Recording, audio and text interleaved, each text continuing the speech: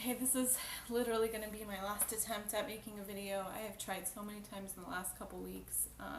So this is my final attempt, and if you're watching this, then it's definitely meant to be. God, please guide this video exactly where you want it to go. Let it reach who you want it to reach. Draw near to each and every person who watches this and listens to this, Lord. Open their hearts. God, please open their eyes. Give them eyes to see, ears to hear you, God, please. In Jesus' name, amen. So this is going to be my last video targeted for, specifically with the atheist mindset in mind. This is going to be my last attempt to get through to you. Specifically, it's not my last attempt because I'm giving up on you guys. It's just that there comes to a point where there's nothing, not that there's nothing more to say. There's always something to say about God. And my channel will continue to speak about God, and to share my insights that I get daily, weekly, whatever, things that happen, ways that God speaks to me, dreams, affirmations of Him,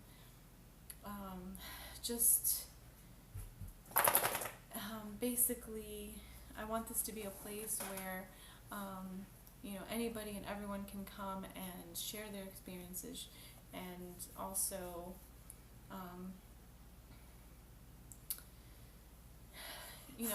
I don't want to just target atheists. I want to reach believers, non-believers, people in the New Age, people in other faiths. So for atheists, the reason I really want to reach out to you guys, one, I understand you guys. I understand where you're coming from. I understand a lot of the mindset behind atheism, the appeal of it,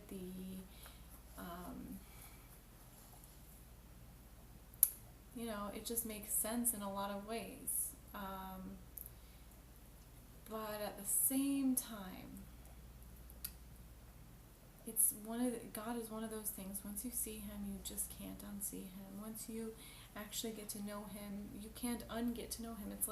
It's like you meet someone, and then you get to know them, and then somebody else comes along and says that person doesn't exist. You've been talking to an inanimate object, an imaginary friend, whatever. It's like, no, I know this person. Like, I know him really well, and we've been bonding, and he's been helping me with stuff, and he's been, you can't just say that, he's not real. I see him, he's right here. Like, crazy or not crazy, whatever you want to say about that, he's real. You can't tell me he's not real. And maybe that bothers you. Maybe you don't like that fact. Maybe you see me as delusional. That's fine. But as long as you are searching for truth, you will find it. And you're open to whatever the truth is. You will find Him eventually. Seek and you shall find. That's not my words. Those are His words, His promises. If you seek Him with your whole heart, with your heart wide open, you will find Him. I wasn't looking to be a Christian. It wasn't like I was lacking anything that I really felt living in the New Age. I was content with myself. I was content in my sin. I didn't think there was anything such as sin. I felt bad for Christians that they were tying themselves up in these laws. I felt like, why would anybody want to put themselves under these laws? And then when God spoke to me in the church, and Jesus said, I have been waiting for you with such pure love, and it broke me and made me weep. And as I started my walk with Him, basically that day. But it wasn't instant. I still had a lot of questions. I didn't have everything figured out in a split second, but I resolved at the moment, with that experience, with His voice shaking within me, breaking me to tears, letting all the walls fall down, I made a personal commitment to him in that moment to really, I'm going to see where this whole thing goes. I have to see the end of this. It became like I just need to see where this leads me, he's going to lead me.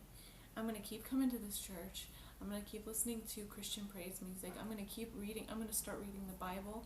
I'm going to start living the Christian life, and I got to see where this takes me, because now, that was one of the biggest experiences I've had experiences in New Age. I've had, I considered myself gifted. I was able to channel people, spirits, with pretty high accuracy. And I'm not saying this as in an egotistical way, even though I see now how the New Age really is a form of ultimate self-worship. And I'm going to get into that in another video. And I really feel there's a lot of evil in this New Age movement. And I'm going to, like I said, I'm going to make another video for New Age. But this is my video for atheists. I just had to put that in there. So I've had other spiritual experiences before that weren't connected to Jesus or the God of the Bible per se. I thought they were of God, and there's only one God, and everybody got him confused, and I thought Christians were confused. And anyway, but this one experience, his voice loud in my soul, shaking me, was unlike any other. It was unlike any other spiritual experience. There was no denying it. There was no explaining it away. There was no, it was clear. He made it as clear as he could have to me. There's nobody else that could have spoken to me in that way and reached me in such a deep way. That's really what it comes down to. This experience being reached deeply. That's what it's about. I can tell you, how big God is. I can tell you what I'm learning about God, what I've learned about God since this. But without him reaching out, without him wanting you to see him, you're not going to see him. And that's really kind of what it boils down to. I can say things like you search for the truth, you have an open heart. And I know those things because, yes, I was in New Age, and yes, I really wasn't searching, but my heart was always open to God, and I would try to talk to God, like the God that made me. I always wanted, I always started my prayers that way, my creator, I use the word the universe a lot, which I now see is silly, because my God is not the universe. My God made the universe. My God is bigger than the universe. But anyway, I sometimes called him source, or all kinds of other names. But I always, in my heart, I would be speaking to the one God who exists, who created me and everything around me. I knew there was one God that did that. I thought he was more of a universal energetic force that did this, maybe the one that made the Big Bang, the one that, but I can see now it was just a little bit off, but it's a big error, but it's almost, it's, in God's eyes, it's a big error. He wants to be known for who he is. In the Bible, it's all about, in my name. He's a jealous God. He wants people to see him for who he is. He doesn't want lies or misrepresentations of him. He does not like that. He made all of us everything. He gives us anything good in your life, everything that you have, actually good and bad in your life. Whatever you have in your life, good and bad, is from him. Either allowed by him to serve a purpose, to see if you can grow, to test your limits, so you can see your limits, your boundaries, your morals, so you have your own compass, or, you know, everything is from him. Everyone in your life is sent from him. And anyway, so he creates us, he sustains us, he gives us everything we need, and he just wants to be seen for who he is. And we, us human beings, we get it so wrong so many times. We think we know better. We think we we make up our own ideas, we make up our own things. We pray to lesser things, the sun, the moon, the universe. We create all these like little idols to things that don't matter, when there is one true, one Alpha, Omega, one great I am, the great consciousness, the one and only life force in the whole world. And we keep missing him. We keep just like not quite getting to him, and that's the problem. And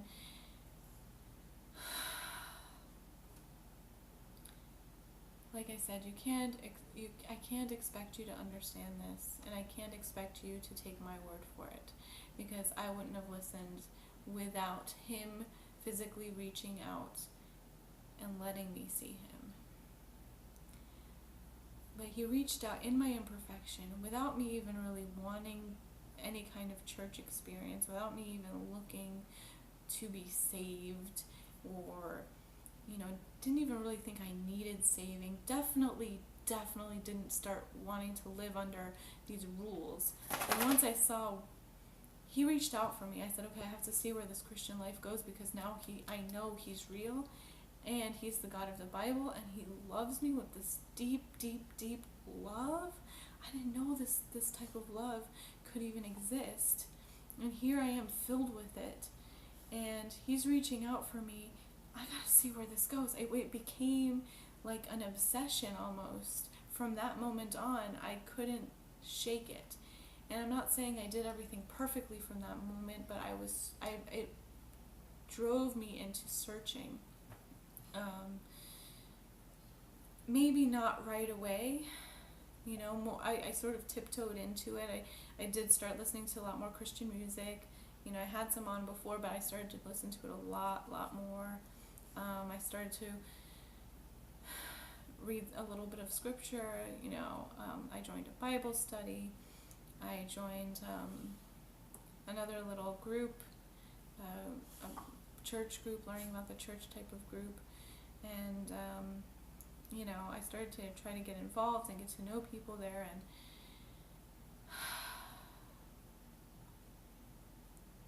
and then one by one, through that experience, I just started seeing things so much more clearly. I started to see the whole world, all of my choices, every choice that I make in a day. I used to think that, there were some good things that were good, and there were some things that were bad.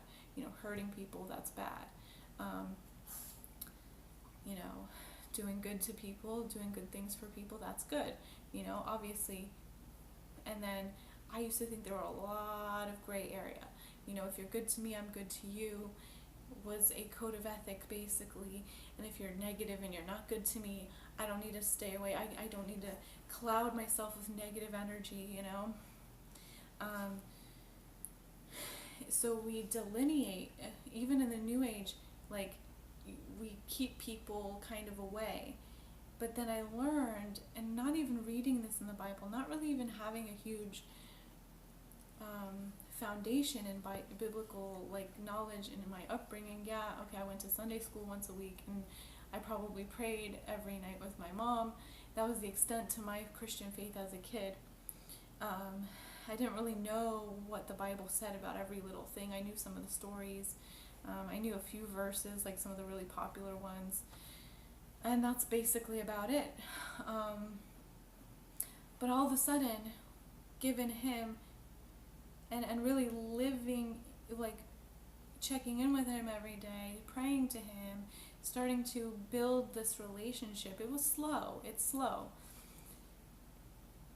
And then it was all at once. And it was slow. It was step, step, step, and then whoa. That's basically how it was from that point on. And once I had that whoa, it was like I saw so clearly how there are actions that take me toward God, loving other people, talking to other people about God, serving others, giving to others, helping others, praising God, praying, reading the Bible. These things were good. And then there are things that take you away. Lust, fornication, marijuana, overeating, movies. Oh my God, that was a big one. Movies and TV. I used to watch every night. Me and my husband would watch like 2 hours of TV together every night, different shows. And that was our thing. Violent TV, anything. Game of Thrones.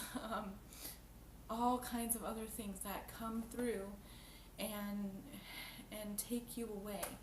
And it seems pleasurable. All of these things on this hand, at some point, sex, drinking, drugs, TV, video games, they all seem really good, pleasing, fun, but they are not true pleasure. And once you find true pleasure in God, in doing what He wants, you get this undeniable joy in your heart that is just not shaken. Yeah, sometimes we return to this, like a dog returning to his own vomit, but then you realize it's vomit and you run to this. And you put this stuff down more and more and more and more. The first thing I put down was alcohol. That one was never a really big one for me. I put that down pretty easily. Didn't really have any desire for it. Then came marijuana. Then came fornication and masturbation, pornography. And then now it's gluttony and overeating. It's getting put down.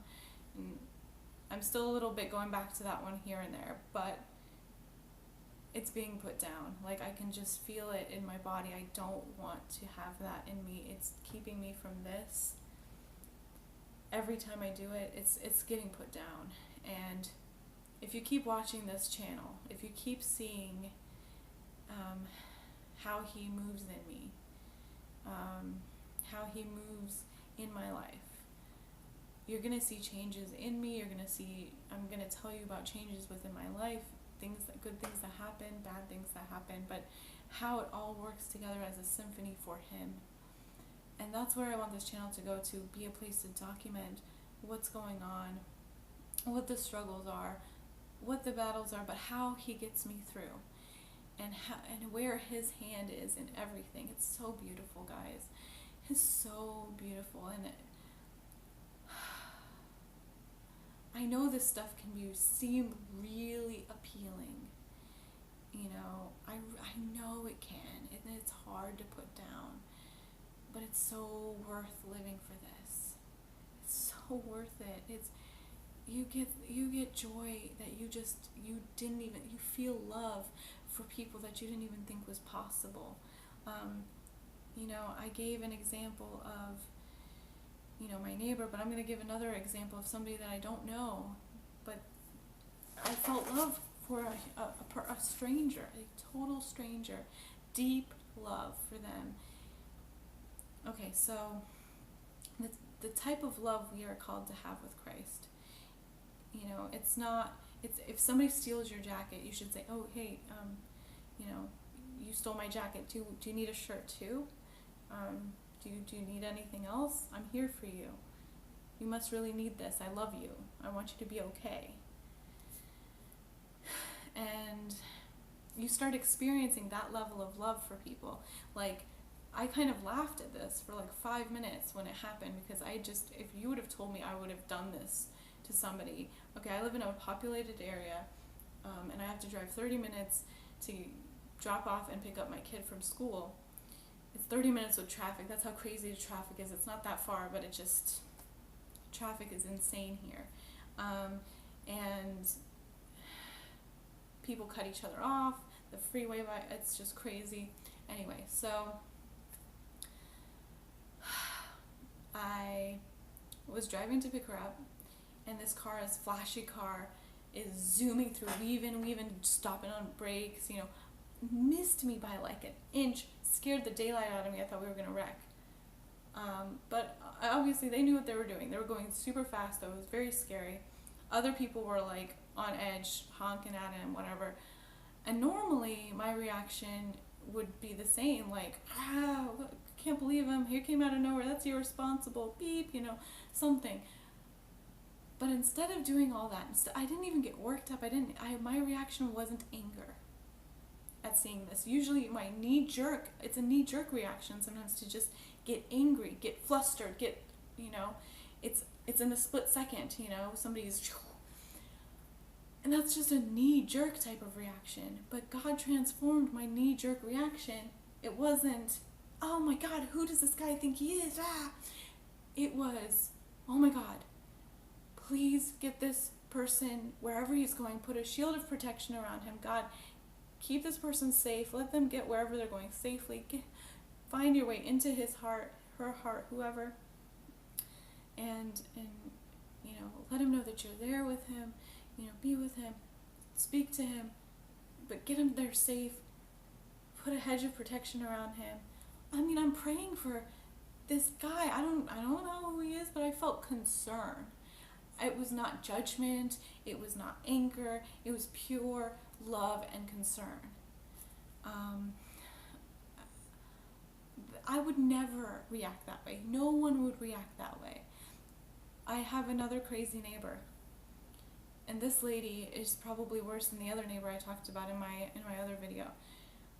She's the type of person, she sees you outside, she wants to talk to you for like 30 minutes about everything, and like she's usually like really negative and really like upset about stuff, and she's upset about stuff that like you really wouldn't care about. Like she gets really upset about the other neighbors, and she's gossiping, and she's like, she starts all this like craziness, and you're just kind of like stuck there for 20 minutes just kind of listening to her, and then you try to politely get away, and you do this every time you see her, and you feel bad, and you kind of like, she doesn't have a lot of friends or people around her, so you just kind of feel like obligated to listen for a minute or something, but then you always try to make an excuse and leave as soon as you can.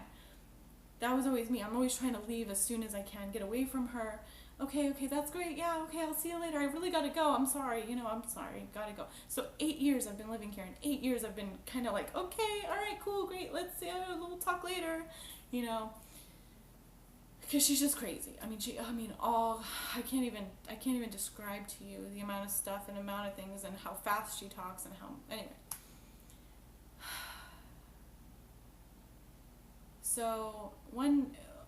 So God convicted me of this. Even as a Christian, I'm kind of doing that same thing to her, like, okay, I'll see you later, and he's like, that's not really how I've called you to handle people. One day after doing that, and it made me feel like, oh man, yeah, you're right, I'm not supposed to be like that.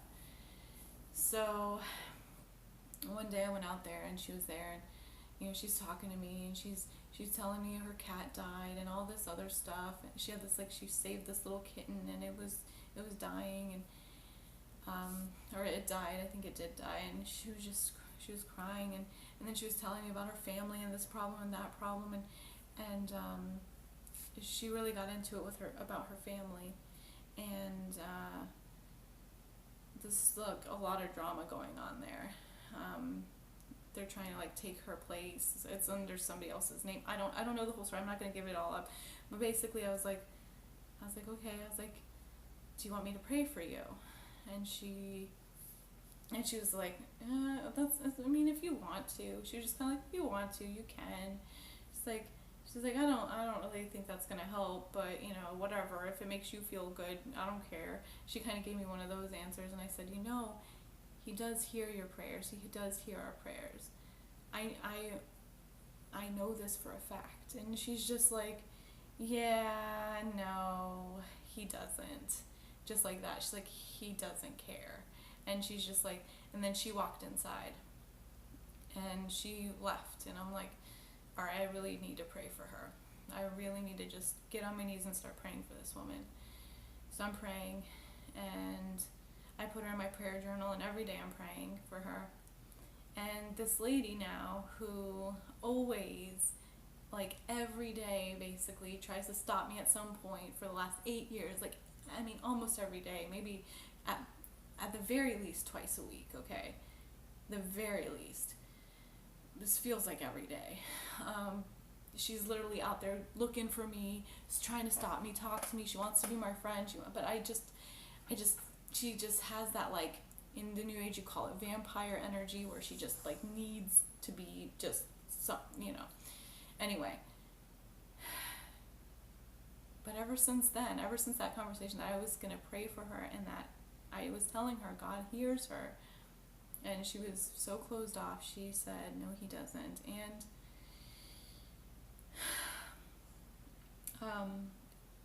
she's been avoiding me.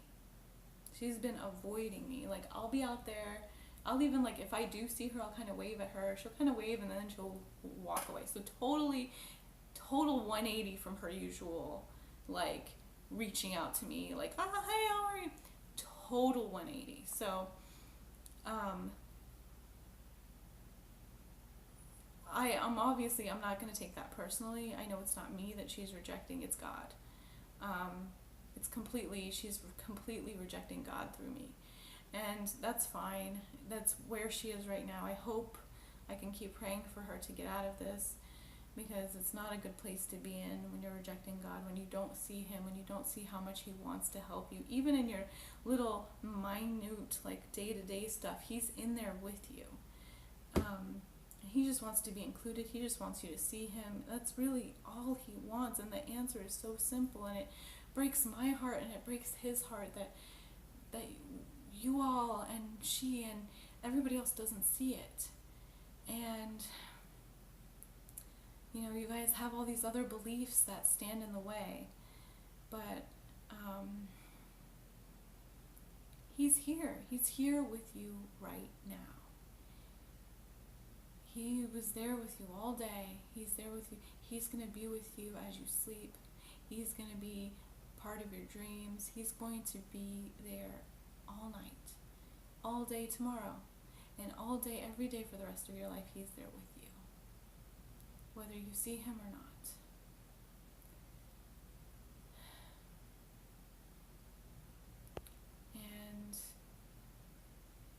And he can transform you into loving those people who previously you don't think are worthy of your love because they have nothing to offer you.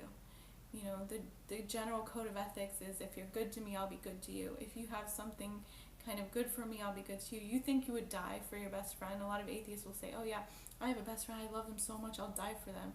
Or I have real love in my heart, I would die for my wife, I would die. You love these people, but if your best friend, beat you up, drugged you, whatever, stole everything you had and ran away and took off and didn't talk to you ever again, would you still love that person? Would you still love that person? Or would you kind of be like, okay, that's pretty effed up, I think I'm going to need a new best friend? I mean, really. And as a Christian, you got to still love that person. And you will. God will give you a way to still love that person, whatever they do to you. God will, if you hate anybody in your life, if you hate anybody in this world, anybody, I don't care who it is, I don't care how terrible they are, if you hate somebody, you hate God. Plain and simple. Because God doesn't hate anybody. And God made each person. God loved each person. Not everybody sees him. Some people are truly lost, and God weeps for them. That guy that's down the street that beats his wife, God loves him and weeps for his actions and weeps for what he does to his family. But I can't hate him. I can weep for him, and I can pray for him, and I can pray for them, but I don't know. This is the heart. This is the heart that you're missing, atheists. You're living in this code of ethics, which is pretty decent. You're good to people most of the time. You're not stealing anything. You're not breaking the law, maybe, or very minor incidents. If you are, maybe you speed a little. But, you know, God's heart is so much deeper than that, and He will make your heart deeper than that, and that's what you're missing. It's that heart. It's that heart, you know. Jesus was sent to give His life for us, and so He is sending us to give our life for people. I give my life to you guys. Whatever you guys need, whatever you guys want, I give my life for you. I really do. I give my life to anybody and everybody who I can serve, who I can help. I am here for you guys. And that's it. That's all I can do. All I can do is pour out my heart here. Pray. Help in whatever way that I see that I can help. If you have anything that you want me to pray for, or anything you want me to pray about, leave it in the comments. Any kind of situation that you feel hopeless about, I will pray for you. I will pray. I'm not just saying that like some people say, oh, I'll pray for you, and they don't mean it. I mean it. I'm actually going to get on my knees and I'm going to pray. I'm going to pray hard for you. And maybe you'll see some miracles. Maybe you'll see some healing. Maybe you'll see what you really need to see. That you really need to see God, if you don't already have Him. And this is how I'm ending it with you, atheists. I'm going to make other videos. I'm going to make I have a video planned for New Agers, and then I have a video planned kind of dispelling some, this might also be more targeted to you atheists again, but dispelling some false beliefs about God, surrounding God, especially atheist false beliefs. And then that's going to be about it, but I have to end this video now. Dear God, please reach out to each and every person. Let them all build a relationship with you, God. Let them all see you, Lord.